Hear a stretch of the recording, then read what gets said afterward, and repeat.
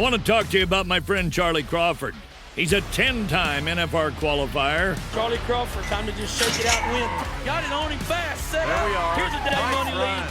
You betcha 3-8. That's an absolute perfect run. Timing was perfect from the time the first swing is up. He's got the control. Charlie made it happen by being timed up with his horse with the steer, and being able to not just rope, but to pick that steer's head up without changing the momentum for the heeler at all. We know his beautiful wife, Jackie, all three of their beautiful children, the founder of the Liberty and Loyalty Foundation, which this year will exceed $1 million raised for military and first responders. I've said it 1,000 times. Charlie, it's time to rope, nod and ride, whip and spur. I want to welcome you to the Charlie Crawford Podcast.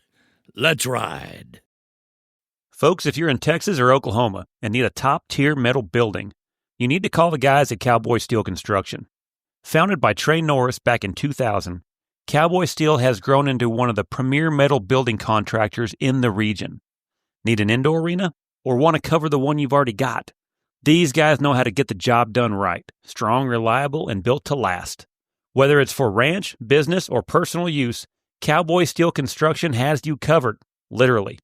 Check out their work on social media at Cowboy Steel Construction on their Facebook and Instagram page, or call Trey Norris at 903-348-4611, and you can email them at cowboysteel2k@gmail.com. Hello, everybody. Today we have Redgie Probst on the podcast today. Redgie Probst is the former COO of Quanta. And Redgie, I really appreciate you coming on the podcast. Yeah, thanks. I really want to talk about Quanta, and for everyone to kind of get to know Quanta. You know, what is it? What are the opportunities you guys have through Quanta?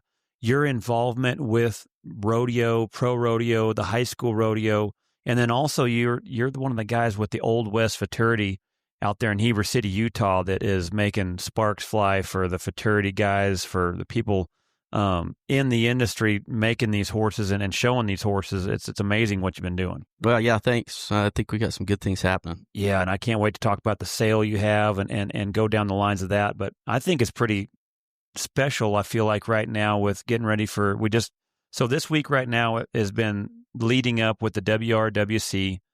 They've had their qualifying rounds there at Fort Worth, and tomorrow night, which would be Saturday night, will be where the qualifiers, the challengers, and the limited for the women's world finals to go to the PBR. And you got your daughter, Quayle, who is qualified to go to AT&T in the breakaway. She's one in the limited, correct? Challenger. Or the challenger. Yep. And there's 3 challengers, and then 3 of the top girls, and then I believe one of the limited division, which is, I believe, my neighbor, Emery Edwards. Yes. So 7 girls in the breakaway running at $60,000 at AT&T. I mean, that's going to be, how much fun is that? Or fun or nervous? Yeah, I'm not sure which. Both. We talked about it last night at the dinner table, and I asked her how nervous she was, and she's like, I'm not nervous. I mean, a little bit, she said. I says, I'm nervous for you. So, but it's going to be cool.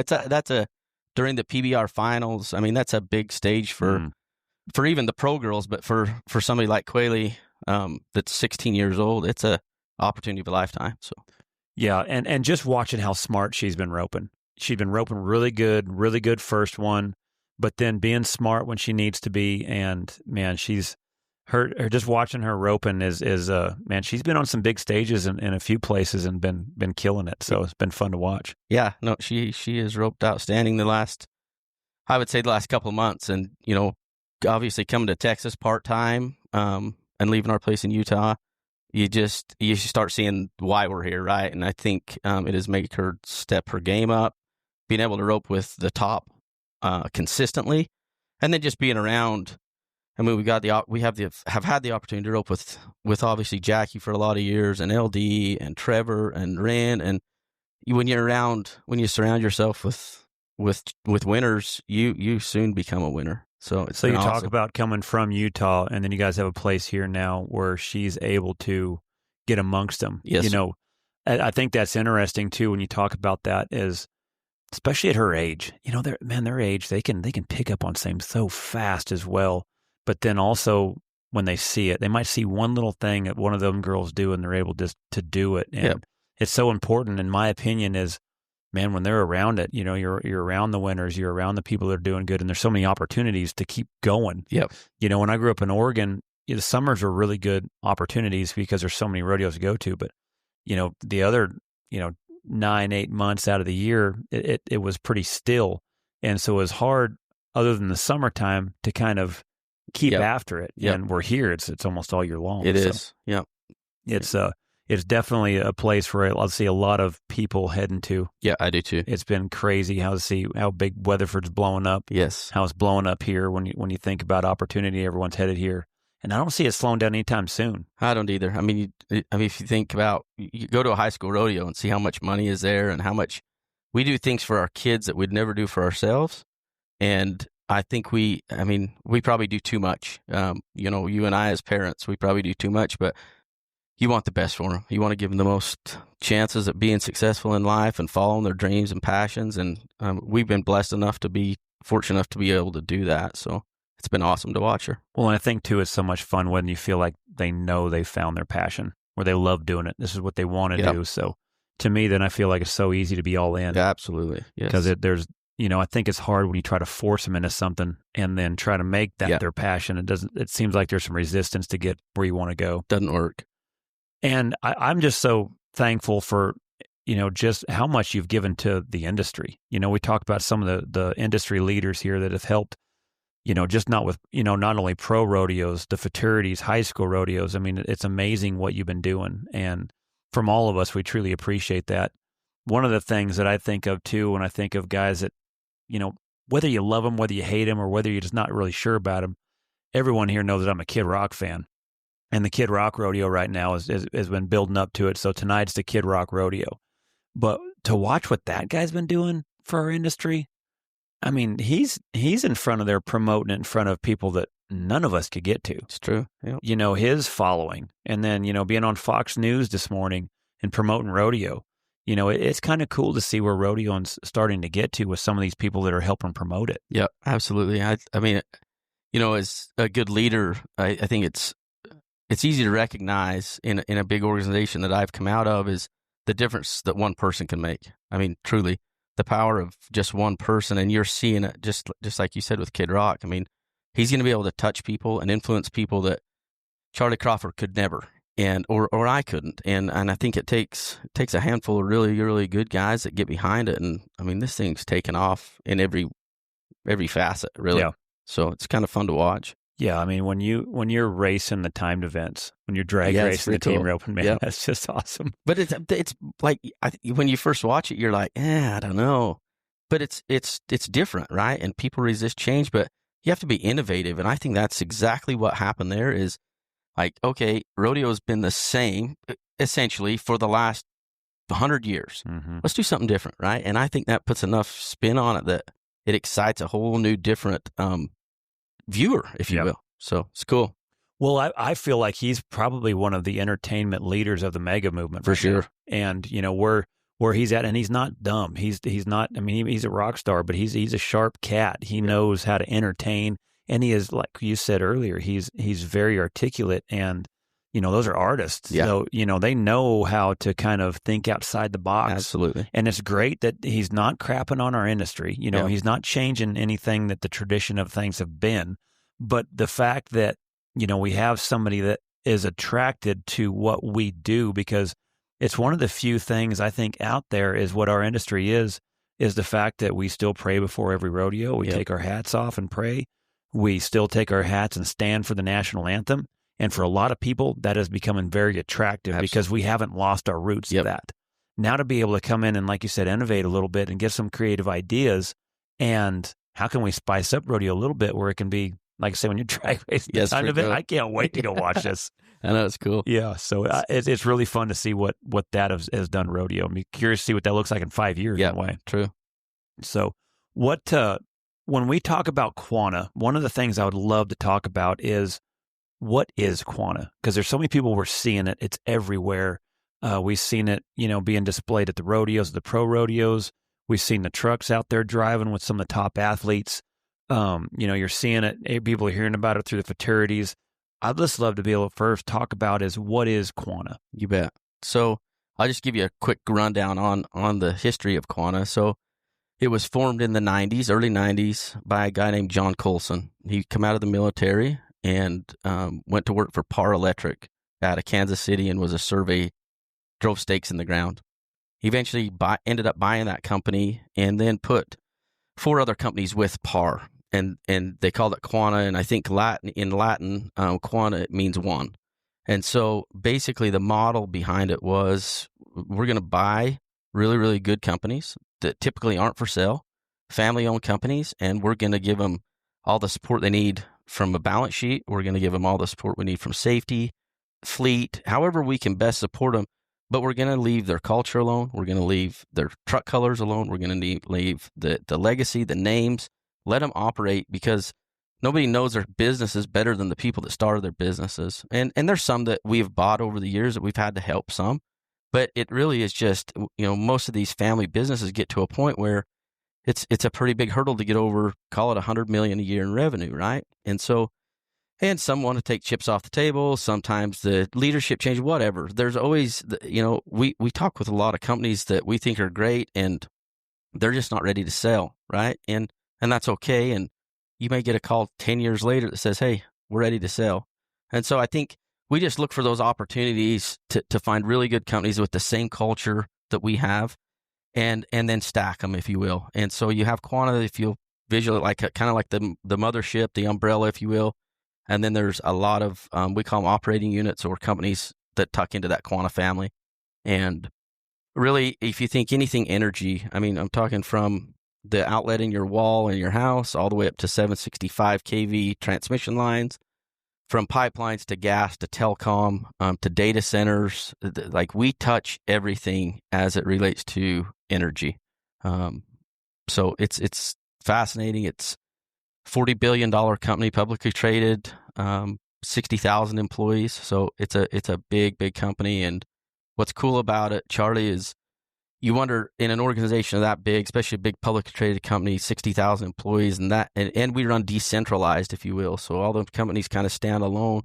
You would think you would lose some of that family touch or that culture, and that's the cool thing about it is it's still there. It is a big family, and it's always been and always will be. The people first, or the teammates first, and I think if we keep that culture, which with the leadership we have in there today, that culture is going to continue, and it's going to continue to be the great company it is. And I guess just talking a little bit about the rodeo thing. I mean, to switch gears into that a little bit was really, we knew 10 years ago that the workforce was dwindling. And so our CEO, Duke Austin, had just, come up with this idea that we need to buy some colleges, some lineman colleges. So we bought Northwest Line College, which has 5 campuses across the U.S. And it's a 16-week course pre-apprentice course where kids right out of high school can go to Northwest Line College for 16 weeks. They come out of there. They know how to look you in the eye. They know how to tuck their shirt in. They know how to say, yes, sir, yes, ma'am. They know how to build a resume, typically have a CDL. They know the basics of electricity. They know how to climb. So when they get to the job, they're so much further ahead than just a new kid coming off the street. And anytime when those kids can go to the field and they're actually a value to that foreman or to that crew, a lot of that, the unnecessary stuff with as far as the new guy and we're constantly having to teach him and hold his hand. Now we're giving our crews out in the field somebody that's actually adding value to the crew. He can drive a truck, he can climb a pole, he knows kind of what the tools are, he knows. So it gives that kid such a head start in his career by going through that 16-week course, that pre-apprenticeship course. And then obviously when they go to work for us for Quanta, they start an apprenticeship program, and a lot of that is all done at, on their own time as far as the books go, depending on which program they are. But I guess the reason we leaned into the rodeo thing is obviously it's my background, it's my passion. And I knew that a lot of those kids, just from, owning a couple of companies that we sold to Quanta in the West, a lot of our kids, or a lot of our teammates, employees, were ranch kids. They come from southern Idaho, they come from Utah, Wyoming, Colorado, surrounding states. And obviously our best guys were were guys that had been raised in the Western way of living. And so I just thought it was important as we started, really trying to grow Quanta and grow our colleges, we had to promote, I think, and for a long time, it was by design, Quanta kind of flew under the radar. And a lot of it was because we didn't want to get in front of the companies we had bought, and so we wanted to leave that name true. We wanted to make sure that local feel that never changed from, the Par Electric, the Probst Electric, whoever it might be. But there became a time we got so large that we needed to start getting some brand recognition. And so I think we've done a really good job. We chose some amazing ambassadors. And then, what we've done with the National High School Rodeo Association with our sponsorship there. And then everything we kind of look at, Charlie, on a go-forward basis on what we sponsor, what we do, as long as we're given to kids and to the youth, like it's a good thing, right? We talk about it all the time, like the National High School Rodeo Association. Yeah, we're getting some great brand recognition, but how many of these kids that we're actually sponsoring a high school team as well, and how many of these kids on the team are we retaining? It was pretty tough for us to really get numbers around that. It's not like we're a Nike where we can go run an ad campaign and then the next month see what our sales have done. And so for us, it's a lot out of just the gut, right? If we're doing the right thing, we're supporting the right people, the people we want, they're our kind of people. We do the same thing with NASCAR. We're a sponsor of NASCAR, sponsor a NASCAR truck, and again, they're our people. They're blue collar people. They're you don't have to be raised on a ranch to be a good dude either. I don't want to say that, but we have this, the same type of strategy with inner city kids. Like did you play an after school sport? Did you have a job after school? Same type. You just get that same work ethic as you do as a kid, in southern Idaho or the West that's grew up on a dairy farm. Well, it seems like the industry, there's so much of the fact that there's a lot of work to do. Yep. If you're feeding cows and ranching, if you're farming, the kids have learned how to work because that's what you do. That's what you do. That's right. And then you talk about your roots behind the blue collar. They've seen it. They've seen their dads and moms work and stuff like that. So they follow it up with chores and knowing how to do certain things too. And so how did you get started with energy and what is your roots from when you graduated? Which route did you go? Yeah. So I struggled in school. I mean, I was a C student at best. Barely had grades to. Man, that gives us all hope. I know. That's true. I barely graduated high school, and the only reason I had decent grades or good enough grades is rodeo. I mean, that's what kept my grades up, at least to a C or whatever. You're talking it was. to a bunch of people. That's exactly right. It's the only reason we even went. It's horrible. But I just knew when I got out, like rodeo probably wasn't going to be, I wasn't good enough to ever go on to be a professional. And I really just wanted to go to work. I love to work. And so right out of high school, I went to Utah Valley University at the time, had a lineman program. And I went to that lineman program and then I went to work for a municipality. And then I kind of switched after the lineman. I went into and got my journeyman electrician, then a master electrician, and then went and got a journeyman substation technician. So I had like 4 trade degrees when I got all done, and it was all done, either after like at night school or correspondence. And so I just kind of bunkled down and filled my head with as much knowledge as I could and learned as much as I could to where I felt like I was pretty well rounded. And then I worked for some contractors in the West. I worked for some municipalities, and I knew all along, like I was never kind of born to work for anybody, right? And so in 2004, I started at Probst Electric, and then in 2009, I believe, Summit Line Construction, and we grew those companies to really close to 100 million in 9 years with 600 or 700 employees, and I mean, just unbelievable growth. And anyway, we had jobs going in Canada and from coast to coast, and was strung all over. And it's kind of a funny story. I had a partner, and we had a big job in Texas and big job in Canada, and I mean, the huge contracts, and I had my house leveraged, and I mean, just stupid when I look back at it. I mean, at any point in time, if they would have just said, "Hey, we're not going to pay you," would have handed them the keys to the office and said, "We're Big bankrupt." risk. Yeah, huge Big risk. risk. But anyway, it paid off. But I remember we had both those jobs going, and we were driving to another job site, and I said, "Man, wouldn't it be cool if Quanta called and just said, 'Hey, do you guys want to sell?'" Because at the time we had a lot of private equity looking at us, and you'd turn them away all the time. And I'm not kidding you, that was on a Thursday, Charlie, and on Monday Quanta called, and like a dumbass, I said, "Yeah, we're not for sale." And then I was like, "Oh, what did I do?" And anyway, they called back, and they really wanted us, and that's been the best decision we ever made, was becoming part of Quanta, and the opportunity it's given for not only me, but so many of my guys that helped build those companies, my kids, my family. It's been wonderful. And then it's been cool to just watch what Quanta's done for the rodeo athletes and the youth that's coming up. And like, everything is about like building a better future for these kids, and especially kids that, that don't really want to go to school, that don't feel like that universities are for them. And look, we encourage people to go to universities if they want to go. That's awesome. Any way you can better yourself is great. But there's just some that we don't need to go to college. Yeah. So one of the things that I remembered as a kid that seems like your program kind of fits the mold of, and I'd love to get your perspective of it, but Les Schwab Tires is a place up there in the Northwest where, they do a lot of tires. Les Schwab lived in Prineville, Oregon. We knew him well, being from up there in Oregon. And all of his CEOs and COOs and all the guys at the top, they all started changing tires. Yep. He had it to where you were clean cut, no earrings, no tattoos, clean cut, and you ran to the customer. Yep. When the customer came pulling in, you ran to him. And just that quality that he had.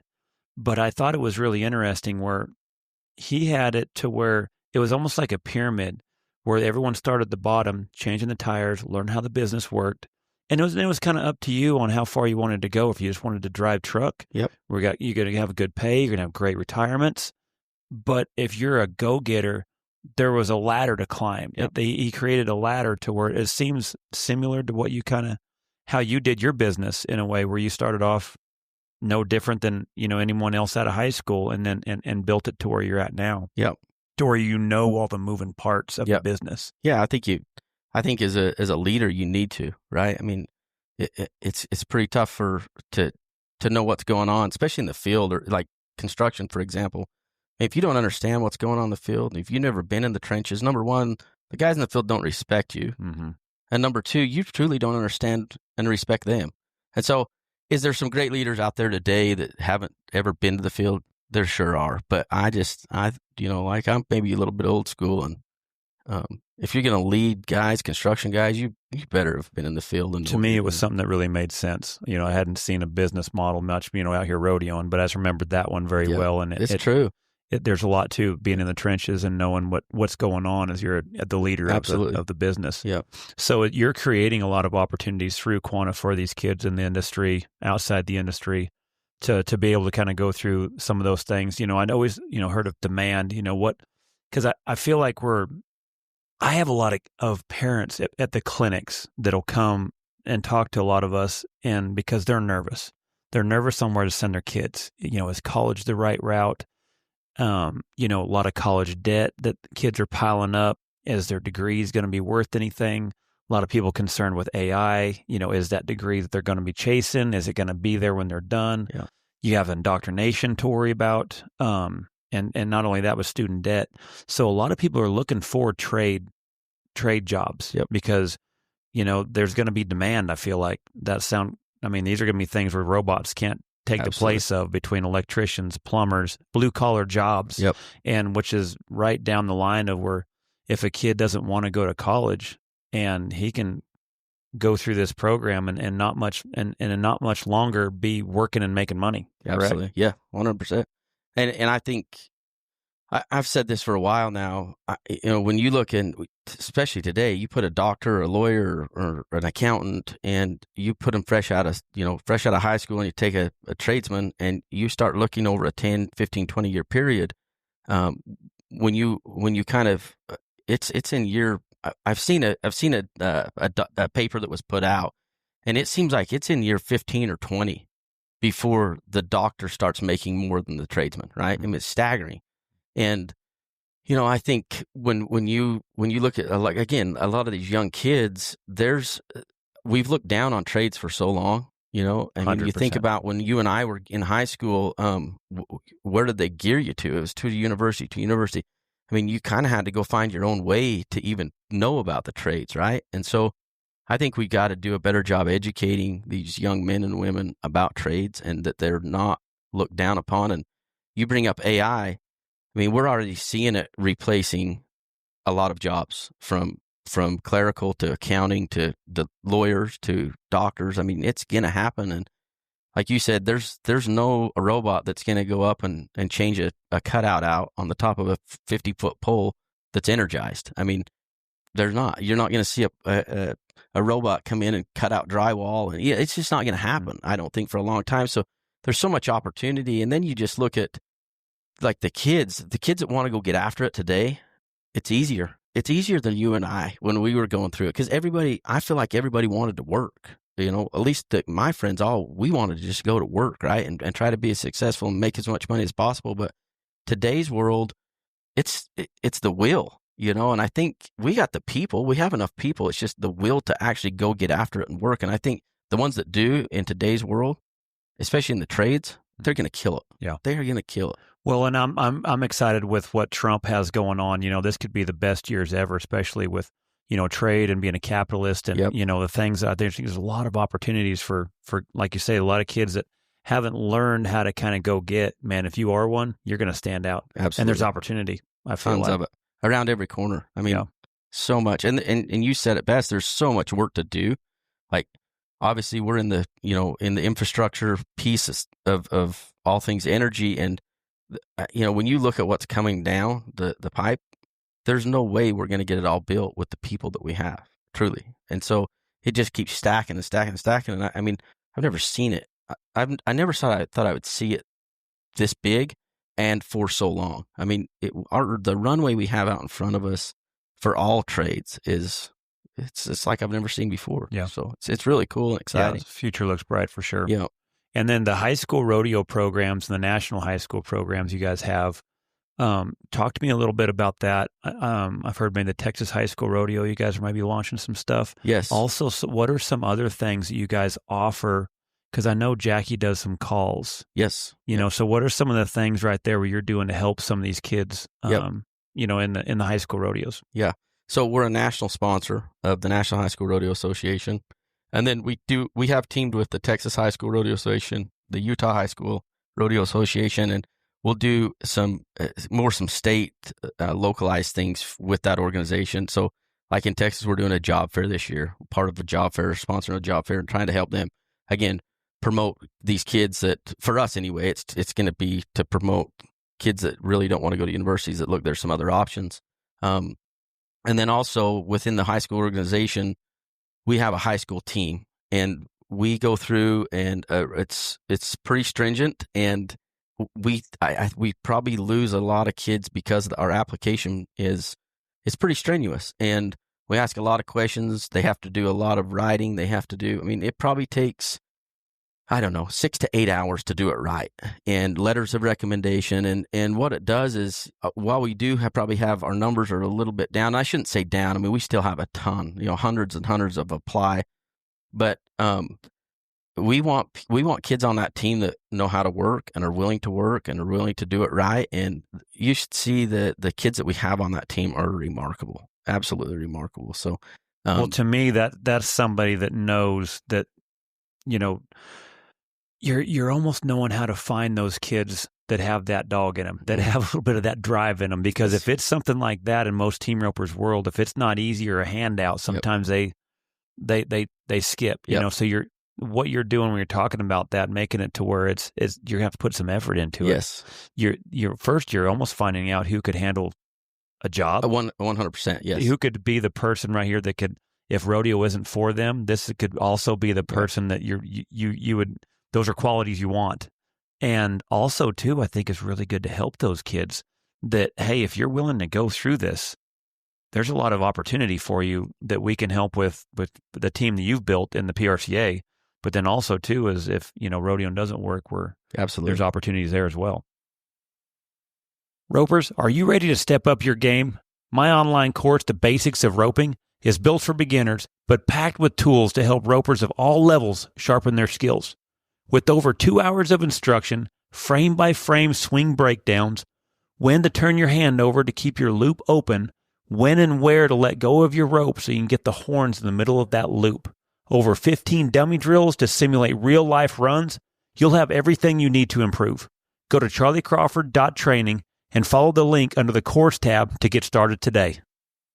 And that's the goal. And I think I'll tell you a quick story. It was the first year we launched it, and Sadie is kind of who handles all things rodeo for us, if you will. And we had this kind of third-party algorithm that judged and scored some of these kids based upon, how they answered a lot of their questions. Anyway, I was sitting in the stagecoach with Casey Field at the National High School Finals, and I seen this kid come across the track I was watching, and the kid stopped during the prayer, took his hat off, and there was kids walking by him the whole time.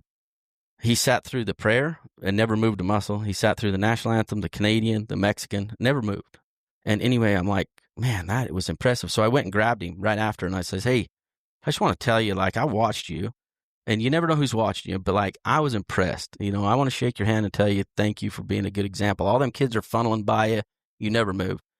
And long and short, I didn't know this at the time, but he had applied for the Quanta high school team and was ranked in the top 5, right? And I'm like, there you go. Our algorithm is working because we're picking kids like this. And so the kids that we've got on there are unbelievable, truly. And, but we do get some that say, I'm not going to answer any of your questions, see my Instagram page, and those go right to the garbage. And it's we want different kind of sponsorship. Yeah. And we don't really care about your accomplishments in the arena. Truly, we don't even look at that. And so some of these kids on our Quanta team have maybe never been to nationals or even state for that matter. But that doesn't deteriorate, who they are. You're looking on the inside.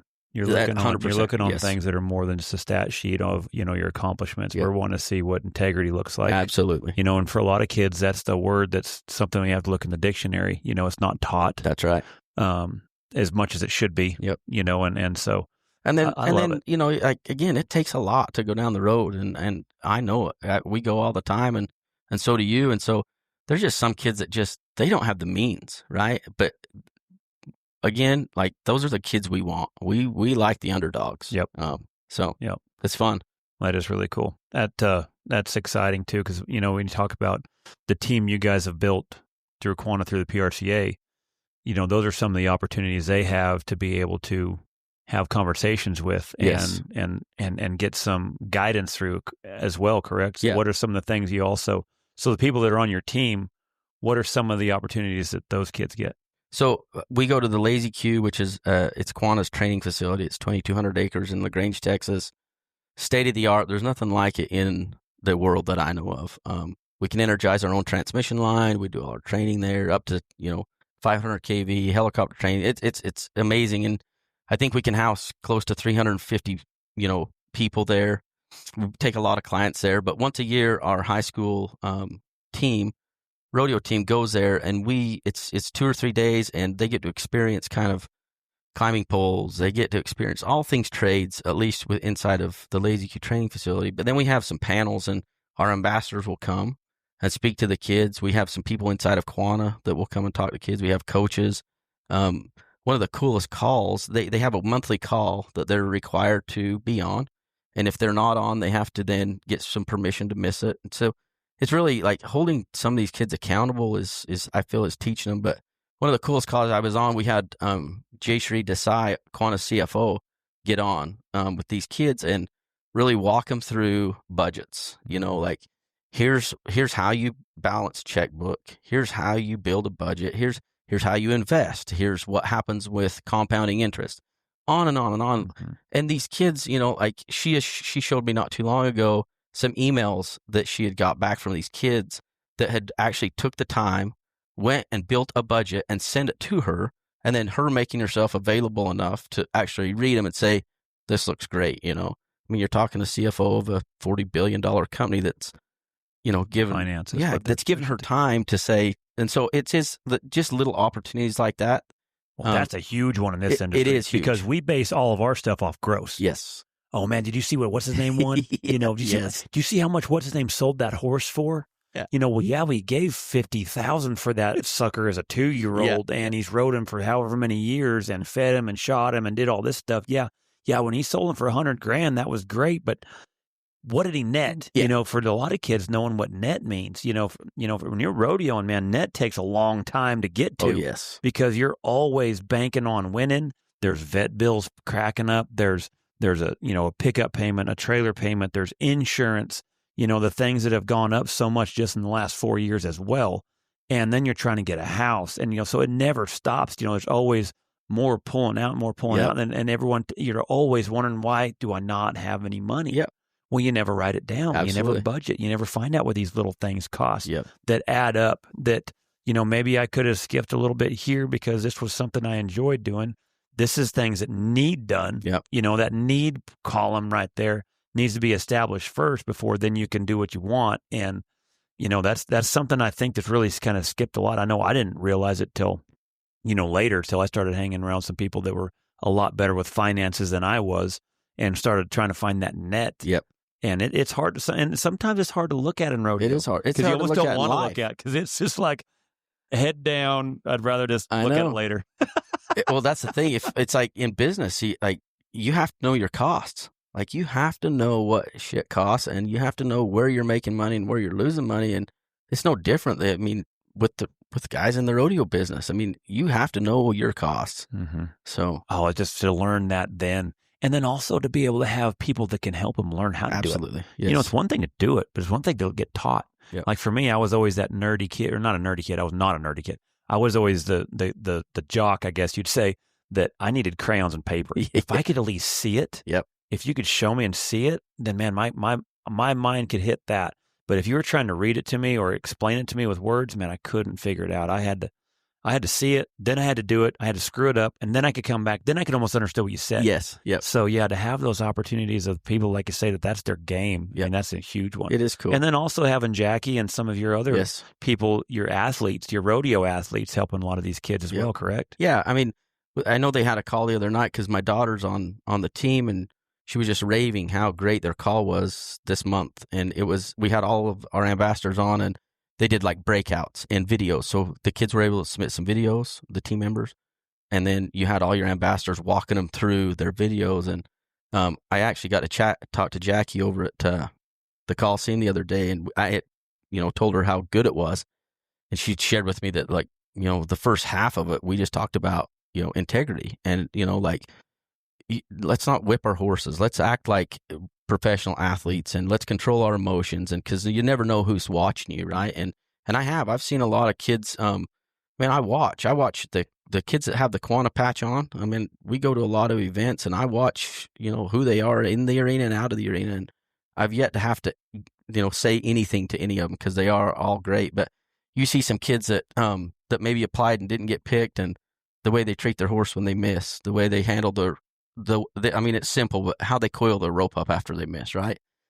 It matters. It matters to me. And so I think Jackie done a great job of driving that home. And I know the other ambassadors, that's important. It's not just your rope angles and how fast how well your horse is scoring or anything else. It's like who you are. Yep. That's what we're trying to, I guess at the end of the day, we're trying to help these kids become good humans. And if the byproduct is they're going to be successful in rodeo, awesome. But one of the things that Trevor always talked about too, and it was one of my favorite sayings ever, was, a little kid that can't control his emotions turns into be a big kid who can't control their emotions. And so for a lot of these top guys to be able to really stress that, yes, I think it's so good for our industry, but also not in the arena, but the person you want to be out of the arena. Yep. I always accredit so much of horsemanship to life, because a lot of times your horsemanship is a lot of times what comes out is what's on the inside. Yeah. If you're testy or things like that, and, it comes out in your horsemanship, or if you're patient, or if you're truly trying to find the puzzle. And, there's those people that are almost wired just to be good horsemen. And you can see that when they apply those same techniques in life, that it's successful there as well. Yeah. And so, man, because it's hard, your adrenaline's up. you're trying to win, you're trying to make a living, you're trying to, show off, or you're trying to get a college sponsorship or scholarship. And, so there's so much pressure for a lot of these kids. Then at the end of it, that be able to control that, it's learned. It's a learned skill, but I really feel like a lot of those things come from the top. Yeah. I think it comes from our top athletes being able to talk about those things. I do too. Because it's something that you want. You're going to want that. Yep. For me, I was not that way. I was a hot-headed kid. I had my emotions on my sleeve. Those were things I had to learn later. Yep, me too. And wished I would have known that earlier. Yep.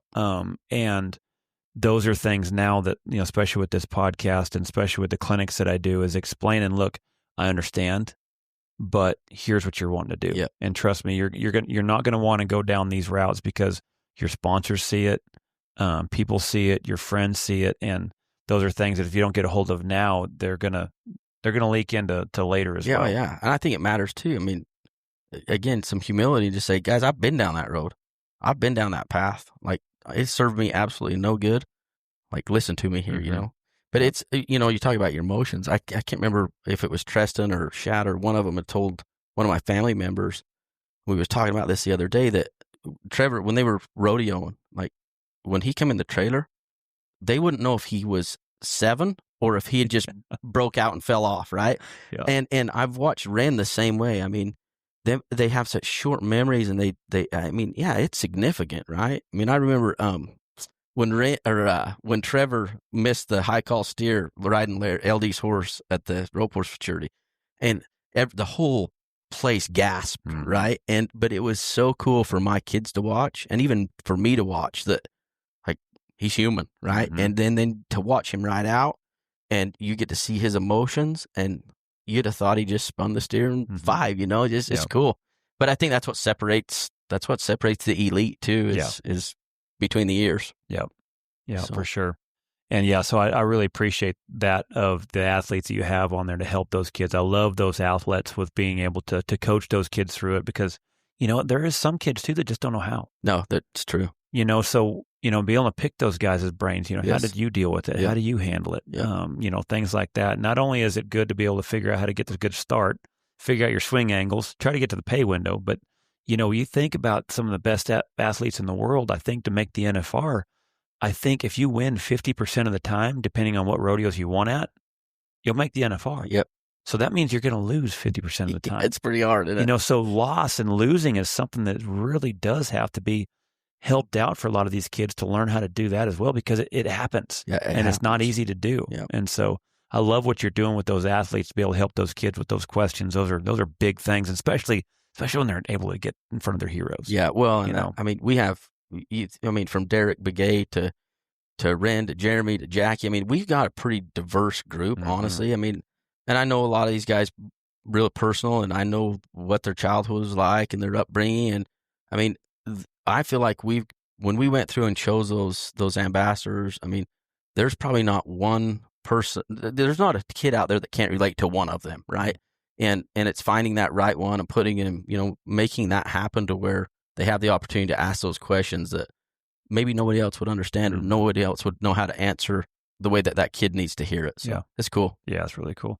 And then you said also you guys have a podcast as well for like Quanta and things like that, for people like that are kind of going down the line of maybe thinking about applying for, to go to work for Quanta, things like that. Yep. You also have a podcast too that you said you guys have that you said you're really pumped up about. What is that podcast? So it's a Powerline podcast, and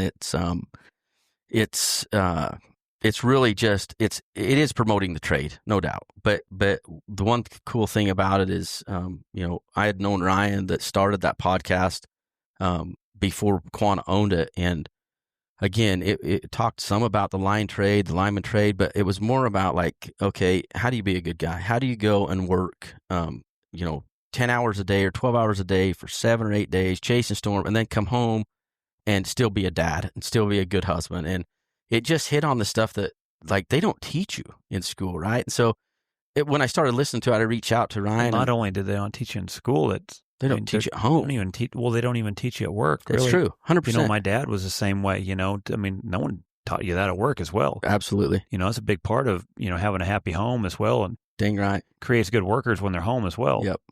But I reached out to Ryan and said, hey, I think Quanta ought to buy this. And he was working for Quanta at the time. And anyway, so we acquired it. Now Ryan does that full time, but does an amazing job. And I would definitely invite anybody that wants to listen to a good podcast.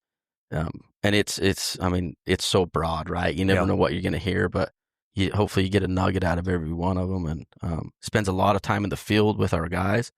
And the knowledge that's there, and those guys will open up when they're in their environment. So he's kind of been going on the road and doing some things, not in a studio, but more in their comfort zone.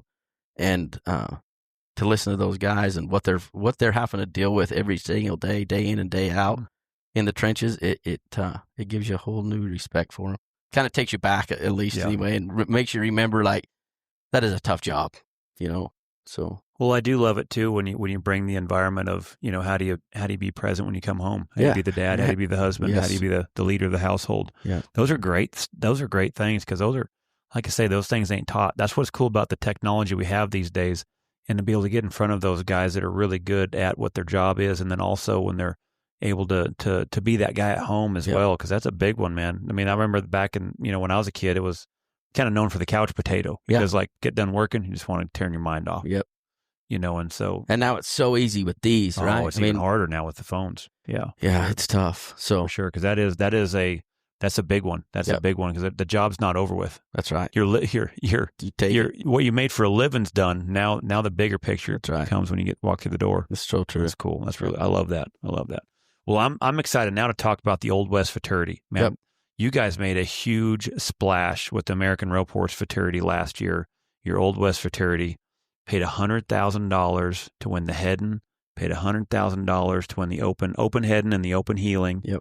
Man, just the splash you guys made last year. Holy smokes. Yeah, it was fun. For one, great job. Thank you. And two was, what this has done for the riders, the trainers, the owners, our industry, you guys have done a heck of a job. Hats off. Thank you.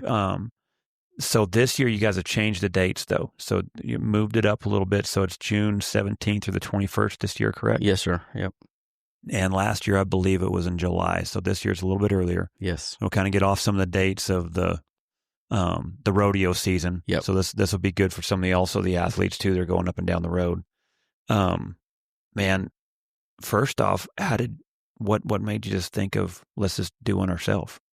Well, I think I dabbled in it with Ren obviously quite a bit, and I think we've always wanted to try to drive. We both breed some mares, and Ren and Chad and Albert, their granddad has been. They've been in the racehorse industry forever, and they've sunk so many years and knowledge and time and money into their breeding program.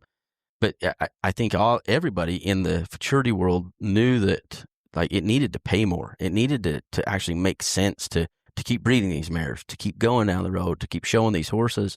And I think it just needed somebody, much like Matt Kimes did with the breakaway. It needed somebody to step up and say, okay, let's change it, right? Let's put our neck out and let's build something that when we're done with this, we're leaving a legacy. And it's horses are now selling for what horses should.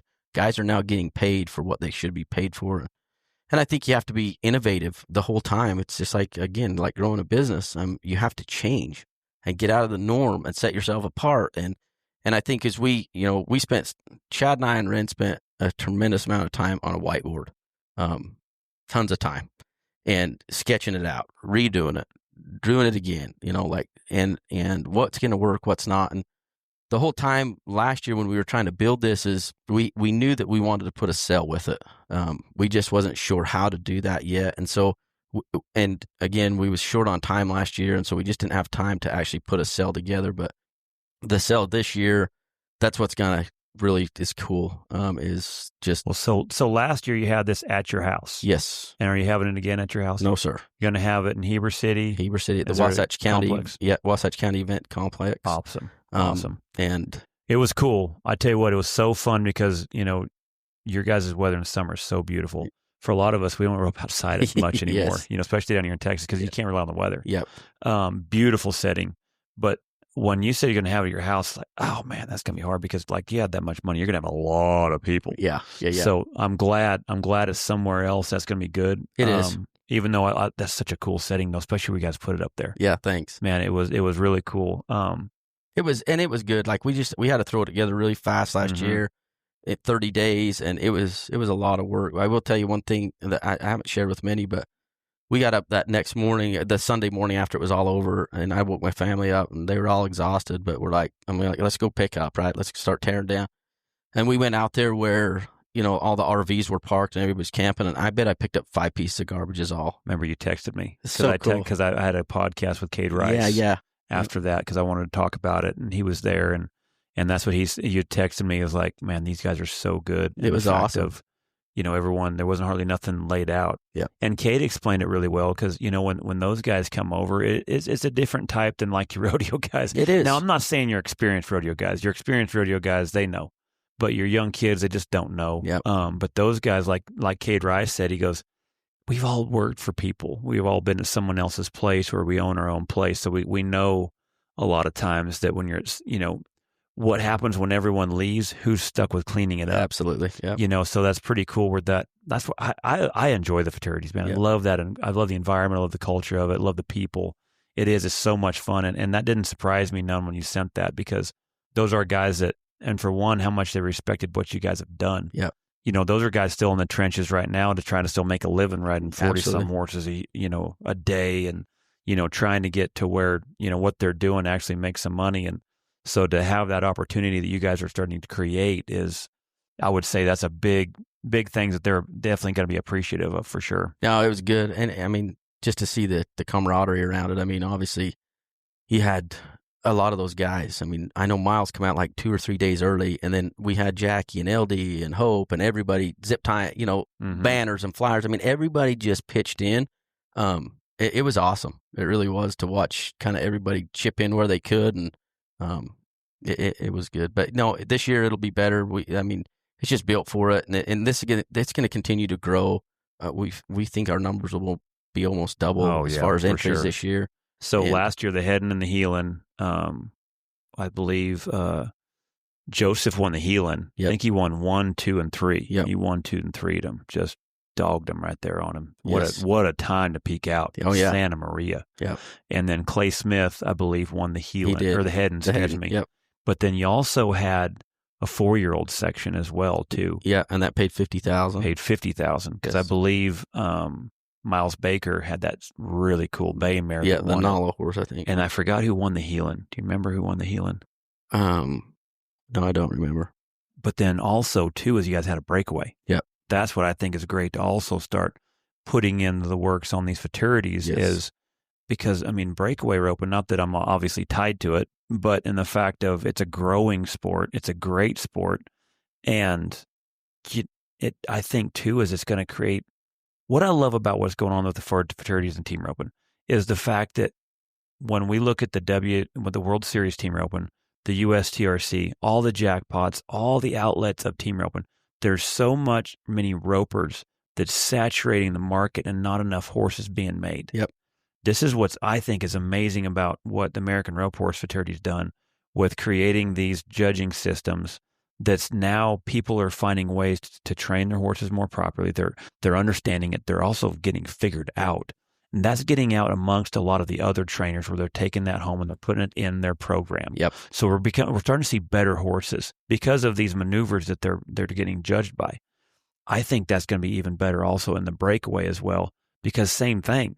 They are saturated with the amount of ropers and not enough people making the horses where I think having these fraternities, having the big money in there is going to create more horses. Absolutely. To kind of fill that. And then also, too, is you're starting to really see, I feel like, the people at the top, your top ropers, are starting to become better horsemen. Oh, yeah, absolutely. Your breakaway girls, yes. A lot of them kind of were that way anyway because, like Jackie, LD, a lot of them, that's how they made the living. Yep. They had to learn how to ride horses. But a lot of these kids coming up, you're starting to see where there's another outlet for them as well, where maybe rodeo's not their deal. You got Sarah Angeloni, yes, who is a beast at anything she would want to do, but she really loves the training. And she's good at it.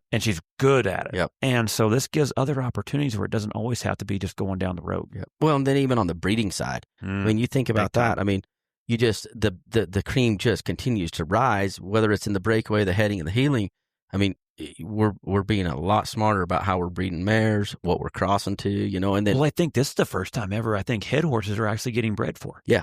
Otherwise, we found a blowed up barrel horse, we found a blowed up running horse, we got a cow horse that got too big. Yes. You know what I'm saying? Yeah. We're now, and that's what I love about the Richard program over there, is breeding I think they're doing a lot of the race horse with the cow breds, correct? Absolutely. So they're mad sciencing right now. So it's going to be really cool this year, next year, and 3 years down the road, what's starting to kind of hit, because people are now specifically breeding for head horse. Yep. So it's going to be, and you're going to see the same thing in heel and same thing in the breakaway. Absolutely. Yep. So, no, it's cool. I mean, you just watch everybody, and you know, like with our sale this year, and in the forthcoming years, is in the past nobody wants to sell their best ever, right? But this, where them horses, you know, if they're bought out of our sale as a 3-year-old, that next year they can run for the $1 million if they win the 4 and under classes. So this year, your sale, this is what's new. Yes. So I believe we'll look at your flyer here real quick. Yep. Get it pulled up. I believe The sale is June 20th. It's June 20th, so which is a Friday. Right in the middle of it. Yes. Because it starts June 17th through the 21st. Yep. So you've got 620,000 added, and that's just the main pot. the main pot. That's just like that's last not even year. counting fees. That's right. That's so wild. That's 620. That's basically, it's up 215,000 from last year. So what? It's just, So 400 was last year. This year's 6. yes. Son of a gun. Yeah. Damn. That So- is awesome. So like the breakaway was increased. I think Good. it pays 25,000 now. There's 2 classes there. There's a 19, or excuse me, there's a side pot inside of it. So there's a 5 and 6 year old class in the breakaway, and then there's also an open breakaway, any aged horse. They're both timed and judged, but inside of that open, there is a 19 and under incentive that pays, I believe, 10,000. I'd have to look at the flyer a little bit more, but yeah, because that's what I remember last year was first place. Your fraternity heading was 100,000. Yep. Last year for fraternity healing, first place was 100,000, but second place was good. Yeah. Third place was good, and it was all the way down to 10 monies, I believe. Yep, it was. It paid out a ton. So yeah, because you think about your fees. You know, this is just the pot for first, but the fees added up because it was the biggest fraternity of the year. Absolutely. It was a finals in June. Yes. You know what I'm saying? It really was. This is awesome. And like the intermediate, I know the intermediate was increased this year. Mhm. We kind of went down through and increased everything other than the futurity heading and healing, Yeah. and Which I think is fine. Yep. I love the fact that intermediate heading and healing is starting to get looked at, because to me, those are your numbers. Yeah. That's a big increasing number of guys that are really good, that have done it for a long time, but didn't rope as much, that you're getting. Now you're going to start getting more trainers, Absolutely. in my opinion. Yeah, and horsemen, Mhm. honestly, Yes. like good ones. Yes, exactly. And we also too, I mean, in time, we know that to make this sustainable, Charlie, it's like the non-pros. Like we have to figure out a way to really lean into the non-pros, and I think a lot of it is going to be, you know, these horses that are bought out of our sale are eligible for the $1 million as a 4-year-old, but then what will happen is we will have guaranteed monies where they place in the 5 and 6 year old year, and then there will be guaranteed monies that if they want to show in the non-pro, and their horses that are bought out of our sale, there's going to be another guaranteed side pot for that. I would love to see it to where, you know, if a horse was bought out of our program, and we may down the road say, okay, when those horses age out their 6-year-old year, we may have a sale to where it lets the non-pros come in and buy those horses from the trainers or owners that are aged out. And now when they're bought out of that sale again, then they're eligible for, you know, a $500,000 side pot, guaranteed side pot in the non-pro. But I think, again, that's forthcoming. We got some thinking to do around the non-pro, but we all know, I mean, we've talked about it a lot. We all know we've really got to lean into that. That's where your numbers are. That's where, I mean, Yeah, absolutely. it's guys like me, right? That just, Well, and not only that, you're going to increase more sponsorship, the people that want to be involved with it. And it's also going to leak into the jackpotting, where people are going to be riding better horses. Absolutely. They're going to, you know, there's other opportunities to where it's not just always going and jackpotting. Like, I'll be honest with you, I enjoy going to fraternities because for me, that's my clinic. Yeah. You know, everyone's got to go to fratinics. Everyone either goes to some kind of, I see where a lot of business guys go to business meetings and things like that. You're always trying to up your game in something. For me, it's there. Yep. Because these are the best guys that train in the world. And, what it does for me is, just with my horsemanship, and not only that too, I enjoy being around those guys again. Where I think a lot of people have gotten really to where they love this environment of what this is, where maybe they'd like spend $1,200 and go here, and as opposed to just the same jackpots where it's kind of new, but just the culture of it's good. But because maybe some people have more passion with riding it. Yeah. Because it doesn't take long before you go to dump jackpots. Them horses, it's hard to keep them working. Yep. They start getting sore. Where this, you're able to ride them correctly, and so it's going to be a big avenue for that. And that is where the numbers are at. And I think that's going to, like we said, where it's not just top driven. Because if it was just top driven, I think that's what's going to be hard for the industry, is because then you're going to have Trevor Miles, Yep. you're going to have Joseph, you're going to have Tay Kirkenslogger, Cade Rice, you're going to Andy Holcomb, and Yep. you're going to have like 5 to 10 guys, and that's it. Yeah. So this is going to really help expand it. Absolutely. I feel like, and grow it. I do too. Um, And I look at, Quayle, my daughter, we just went to the Gold Buckle last week or something. And I think she won probably 5,000 up there, and had 2 horses in, with good calls, and had a blast, right? Mm-hmm. And is roping against the best, right, up there, and is surrounded herself by the environment is different than a jackpot. So it's different than a rodeo. It's just you can't really explain it away, huh? I know it's and that's where you want to be, right? Mm-hmm. To get better, and so it's cool. Yep. And it's all about the horse. At the end of the day, it's truly all about the horse. And I think because you go to a jackpot, it's all about winning. It's all about winning. Yep. This is when the people say it's about the horse, this is truly what it is. That's why I like the time part of it and the judge part of it. Because that's a big part of, obviously you've got to be able to hit the start as a head horse and set it up and get into that spot right there where the money's at, but then still look good doing it. Absolutely. And so I do love the fact that it's both. And then also your 4-year-olds are still got the same amount added in the 4-year-old as well. Yes. Yep. And so, yeah, it's really cool. And what about, so we talked about the sale. We talk about that there's going to be $1 million in there for whoever wins it, and that's just for the team roping? Yes. Correct. But also next year we will have a 4. This year we don't have it. Next year we'll have a 4 and under breakaway. Mm. And so those breakaway horses, it's based upon entries, if you will.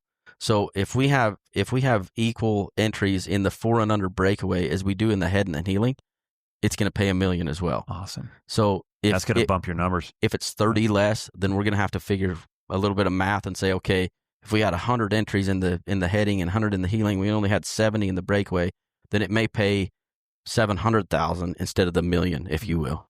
So it's going to be awesome. But I think we're going to get the entries. I do too. I really do. Yep. So yeah, you think about you buy a horse out of that sale that's a switch ender, and you can go breakaway on, and you go the first year, and you can head on him, you can hell on him, and you can breakaway on him. You got 3 chances to win $1 million. So where does everyone find this flyer? I know I found it on the American Rope Horse Futurity website, clicked on Old West Rope Futurity, and was able to pop it up. Yep. You guys have a Facebook page as well? So Facebook, Instagram, TikTok, I think they got them all. Old West. But it's Old West Rope Horse Futurity. There's also a website. It's oldwestropeHorsefuturity.com. Our online sale catalog is forthcoming. We should have it within a week to where we'll be able to look at those horses. And the sale is going to be, it's going to be cool. Yeah, so that way all the breakaway ropers, all the headers, all the healers, all the trainers, yep, this is what they can look for. This is your finals. It's going to be mid-year. Yes, sir. It's going to be in June. This is better than any finals, a guy's going to have. So all the opportunities looking for the sale, or look at the 4-year-olds, or each bracket you're interested in roping, and this is the futurity. Yeah, it's going to be fun. It's going to be awesome. I'm really excited. And a pretty time of year too. Beautiful. Yep. Beautiful time of year. I actually like June better than July. Last year at our place the weather was unbelievable. We get a little bit of rain just to knock the dust down in the mornings, and then it was cool and it was awesome. Well, because you guys are up in the mountains, so it's a beautiful area. It is beautiful. Lakes all around. There's so many things to do, not only coming up there just for the futurity, but, you got lakes. You can go jet skiing. Yep. There's some places you can go up in the mountains. I mean, it is a beautiful place to go for outdoor stuff. Yeah, we're 15 minutes out of Park City and Heber City.